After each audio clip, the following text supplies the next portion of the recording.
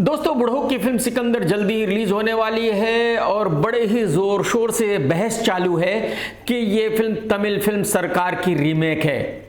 लेकिन जो इस फिल्म के बनाने वाले हैं उन्होंने ऑफिशियली ये कहा है कि ये फिल्म सरकार की रीमेक नहीं है, ये फिल्म ओरिजिनल फिल्म है। अब मुद्दे की बात यह है कि इस फिल्म के बनाने वालों को ये ऑफिशियली क्यों कहना पड़ा कि ये फिल्म रीमेक नहीं है, ये फिल्म एक ओरिजिनल फिल्म है। एक्चुअली बॉलीवुड एक ऐसी जगह है जहां वक्त बदलता रहता है। एक वक्त वो भी था जब फिल्म मेकर्स ऑफिशियली ये कहा करते थे कि हमारी फिल्म इस फिल्म की रीमेक है, ऑफिशियल रीमेक है, क्योंकि उस वक्त किसी भी साउथ फिल्म का रीमेक बनाना अपने आप में एक बहुत बड़ी बात होती थी। ऐसा माना जाता था कि भाई साउथ में ये फिल्म हिट है तो हिंदी में भी ये फिल्म हिट ही होगी। लेकिन जैसे कि मैंने कहा कि बॉलीवुड में हमेशा एक जैसा वक्त नहीं रहता, अब वक्त बदल चुका है। पिछले 5 साल में जितनी भी रीमेक फिल्में बनी हैं वो सब की सब फ्लॉप हो गई है। यही वजह है कि आज कोई भी ये कहने के लिए तैयार नहीं है कि उसकी फिल्म रीमेक है। अगर उसकी फिल्म रीमेक भी है तो भी वो छुपाना चाहता है। आप सभी जानते हैं कि निर्माता निर्देशक करण जौहर का अपना नाम है और अगर उसका नाम किसी फिल्म पर आता है तो ये बहुत बड़ी बात है। लेकिन जब सुशांत सिंह की डेथ हो गई थी उसके कुछ दिन के बाद करण जौहर की एक फिल्म रिलीज हुई थी, उस फिल्म से करण जौहर का नाम हटा दिया गया था, क्योंकि उस वक्त यह माना जा रहा था कि अगर फिल्म पर करण जौहर का नाम होगा तो पब्लिक इस फिल्म को नहीं देखेगी। तो कहने का मतलब यह है कि वक्त बदलता रहता है और आज के वक्त में सिकंदर बनाने वाले ये नहीं बताना चाहते कि उनकी फिल्म किस फिल्म का रीमेक है। लेकिन जबकि इस फिल्म को बनाने वाले खुद ही कह रहे हैं कि उनकी फिल्म ओरिजिनल है, उनकी फिल्म रीमेक नहीं है, तो सबको मान लेना चाहिए। लेकिन बहुत सारे लोग ऐसे हैं जो इस बात को मानने को तैयार नहीं है। वो कह रहे हैं कि नहीं, ये फिल्म विजय की तमिल फिल्म सरकार का ही रीमेक है। अब बिना प्रूफ के किसी फिल्म को यह कहना कि भाई ये उस फिल्म की रीमेक है या नहीं है, यह बिल्कुल ही गलत होगा। तो चलिए जानने की कोशिश करते हैं कि इन दोनों फिल्मों में क्या समानता है। क्या वाकई ही कुछ ऐसे प्रूफ हैं जिससे यह साबित होता है कि सिकंदर फिल्म सरकार का ही रीमेक है। एक्चुअली जो विजय की तमिल फिल्म थी सरकार, उसमें हीरो करप्शन के खिलाफ लड़ता है और जो सिकंदर फिल्म है उसमें भी हीरो करप्शन के खिलाफ लड़ रहा है। तो दोनों ही फिल्में करप्शन पर आधारित हैं और दोनों ही फिल्मों का एक ही डायरेक्टर है, AR मुरुगदास। लेकिन अगर दोनों ही फिल्मों की कहानी करप्शन पर आधारित है तो इसका मतलब ये बिल्कुल नहीं है कि भाई दोनों फिल्मों की कहानी एक ही है। करप्शन पर बहुत सारी फिल्में बन सकती है। तो अगर मुरुगदास साहब ने करप्शन पर दूसरी फिल्म बनाई है तो ये कोई बहुत बड़ी बात नहीं है। लेकिन यहां एक छोटा सा कैच है, वो ये कि जो फिल्म सरकार थी एक्चुअली वो फ्लॉप फिल्म थी। तो लोग ये पूछ रहे हैं कि जब मुरुगदास ने एक फिल्म करप्शन पर फ्लॉप बनाई थी तो अब वो दूसरी फिल्म करप्शन पर क्यों बना रहा है, ये कैसे हो सकता है। लेकिन मैं इसको कोई बहुत बड़ा सबूत नहीं मानता और इससे मैं नहीं मान लूंगा कि सरकार की रीमेक है सिकंदर। अब इस फिल्म की बाकी चीजों पर आते हैं। मैं आपको यहां यह बताना चाहूंगा कि बॉलीवुड में जो क्रिटिक्स हैं 100% उनको किसी को भी यह नहीं पता कि फिल्म कैसे बनती है, फिल्म के बनाने का प्रोसीजर क्या है। तो अब इस फिल्म को बनाने के प्रोसीजर पर आ जाते हैं और जानने की कोशिश करते हैं कि दोनों फिल्मों में क्या समानता है। पहले किसी भी फिल्म की एक कहानी लिखी जाती है जो तकरीबन 1 पेज की होती है। ये 1 पेज की कहानी फिल्म सरकार की भी मुरुगदास ने ही लिखी है और सिकंदर की भी मुरुगदास ने ही लिखी है। इसका मतलब यह हुआ कि मुरुगदास डायरेक्टर तो है ही, लेकिन राइटर भी बहुत कमाल का है, बहुत बड़ा राइटर है। उसके दिमाग में फौरन ही एक नई कहानी आ जाती है और बस ऐसी ही कोई कहानी सिकंदर की आई होगी। लेकिन यहां एक कैच है, जो फिल्म सरकार की कहानी थी वो ऐसी थी कि उसमें एक हीरो था विजय और 2 हीरोइंस थी, कीर्ति और वरालक्ष्मी। और जो फिल्म सिकंदर की कहानी है वो भी वैसी ही है जिसमें एक हीरो है और 2 हीरोइंस है, रश्मिका और काजल। तो सरकार की कहानी भी 3 कैरेक्टर की कहानी थी और सिकंदर की कहानी भी 3 ही कैरेक्टर की कहानी है। और ये तो मैं पहले ही बता चुका हूं कि सरकार की कहानी भी करप्शन पर आधारित है और सिकंदर की कहानी भी करप्शन पर आधारित है। तो ये जो 1 पेज की कहानी होती है, इसके बाद फिल्म का स्क्रीन प्ले लिखा जाना शुरू होता है, यानी कि पटकथा, और उसमें जितने भी सीन होते हैं उनकी डिटेल्स होती है। मैं आपको ये बता दूं कि इसमें डायलॉग्स नहीं होते बल्कि डिटेल्स होती है कि भाई अगर एक सीन है उसमें हीरो कहां से एंटर होगा, वो हीरोइन हीरोइन को कहां से पकड़ेगा, वो हीरोइन को थप्पड़ मारेगा या धक्का देगा। कहने का मतलब यह है कि एक सीन में क्या क्या होने वाला है ये डिटेल होती है। तो जो फिल्म सरकार का स्क्रीन प्ले है वो भी A.R. मुर्गादास ने ही लिखा है, और जो सिकंदर का स्क्रीन प्ले है वो भी A.R. मुर्गादास ने ही लिखा है। इसका मतलब यह है कि मुर्गादास एक बहुत बड़ा राइटर है भाई साहब, बहुत बड़ा, इतना बड़ा राइटर है कि कहानी भी वो खुद लिखता है और स्क्रीन प्ले भी खुद लिखता है। और मैं आपको ये बताना चाहूंगा कि आज की तारीख में किसी भी फिल्म का स्क्रीन प्ले कई कई राइटर्स लिखते हैं।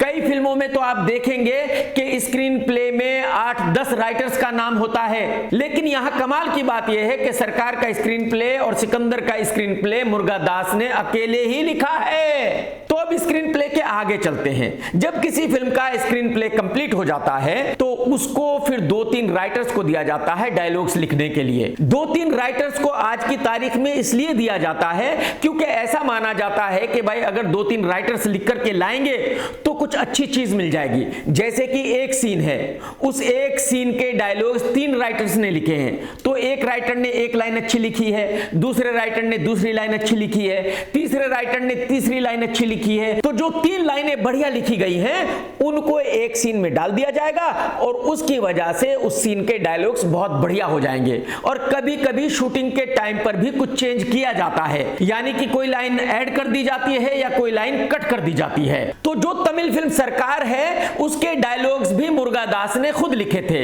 लेकिन सिकंदर के डायलॉग्स मुर्गादास ने नहीं लिखे। उसकी वजह यह है कि सिकंदर फिल्म हिंदी ऑडियंस के लिए बन रही है और मुर्गादास को इतनी हिंदी आती नहीं है, तो जाहिर सी बात है उसको नहीं पता कि किसी सीन के क्या डायलॉग्स होने चाहिए। यही वजह है कि सिकंदर फिल्म के डायलॉग्स 3 राइटर्स ने लिखे हैं। रजत अरोरा जो साजिद नडियाडवाला की तकरीबन हर फिल्म में इन्वॉल्व होता है, हुसैन दलाल और अब्बास दलाल। तो जहां फिल्म सरकार के डायलॉग्स मुर्गादास ने खुद लिखे थे वहां सिकंदर के डायलॉग्स किसी और ने लिखे हैं, लेकिन कहानी और स्क्रीन प्ले मुर्गादास का ही है दोनों फिल्मों में। तो अब यहां तक दोनों फिल्मों में समानता क्या है? पहली ये कि दोनों ही फिल्मों की जो कहानी है वो करप्शन पर आधारित है। दोनों ही फिल्मों की कहानी मुर्गादास ने खुद लिखी है। दोनों ही फिल्मों का स्क्रीन प्ले मुर्गादास ने खुद लिखा है। दोनों ही फिल्मों का डायरेक्शन मुर्गादास ने खुद किया है। और दोनों ही फिल्मों की ऐसी कहानी है जिसमें एक हीरो है, 2 हीरोइन है। लेकिन इतनी सारी समानताओं के बाद भी मैं 100% ये नहीं कह सकता कि वाकई ही सिकंदर सरकार की रीमेक है। तो कुछ और सबूत ढूंढने पड़ेंगे। बॉलीवुड में एक कंपनी है गोल्ड माइंस।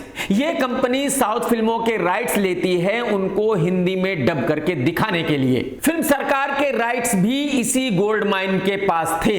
फिल्म सरकार के OTT राइट्स बिके थे नेटफ्लिक्स को और नेटफ्लिक्स ने इस फिल्म को रिलीज किया था। लेकिन कमाल यह है कि इस फिल्म को नेटफ्लिक्स से हटा लिया गया है। अब सवाल यह है कि भाई इस फिल्म को नेटफ्लिक्स से क्यों हटाया गया है? क्या नेटफ्लिक्स वाले तमिल के सुपरस्टार विजय से नफरत करने लगे हैं? अगर नफरत करने लगे हैं तो उनको विजय की सभी फिल्मों को हटा देना चाहिए, या फिर नेटफ्लिक्स को बॉलीवुड के किसी बड़े स्टार ने कहा है कि भाई इस फिल्म को हटा लो।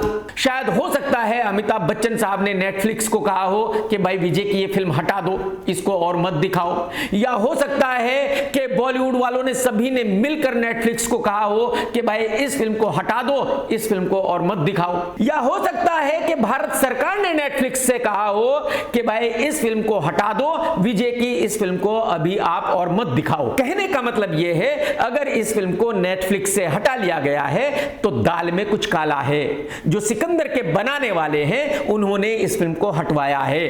वो खुद ही कह रहे हैं कि हमारी फिल्म इसी फिल्म की रीमेक है, इसलिए हम नहीं चाहते कि इस फिल्म को लोग और देखें। जो गोल्ड माइंस का ओनर है मनीष, पूरा बॉलीवुड जानता है कि वो किसी भी फिल्म को तब तक नहीं हटाता जब तक उसको 10 से 15 करोड़ रुपए ना मिले। तो अब सवाल इस बात का है कि अगर मनीष ने गोल्ड माइन के YouTube चैनल से इस फिल्म को उतार दिया है तो क्यों उतारा है?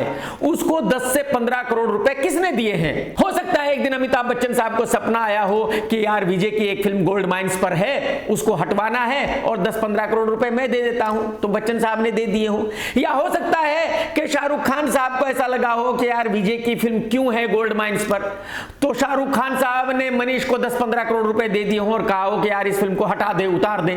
या हो सकता है कि भारत सरकार को ऐसा लगा हो कि यार ये गोल्ड माइंस के चैनल पे विजय की फिल्म क्यों दिखाई जा रही है, इसको उतरवाओ, और सरकार ने मनीष को पैसे दे दिए हो कि भाई इस फिल्म को उतार दे।